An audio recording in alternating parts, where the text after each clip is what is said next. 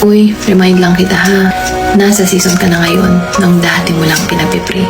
Yung trabaho na yan, inireklamo mo ngayon. Dati di ba hinihingi mo lang yan sa Diyos? Yung sweldong feeling mo kulang na kulang. Dati, pangarap mo lang magkaroon ng regular income. Alam mo ang problema kasi sa atin, kapag wala pa, nananalangin tayo.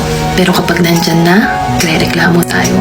Na-realize ko na may mga blessing pala ang Diyos na hindi dumarating bilang regalo, kundi dumarating sila bilang responsibilidad. Yung promotion na yan, dagdag trabaho din yan. Ang blessing ay may kasamang pagod. At minsan, ang mga answered prayers ay may kasama yung pressure.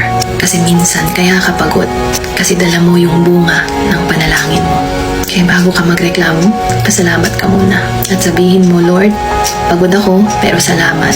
Kasi itong pagod na to, minsan pinagdasal ko lang to dati.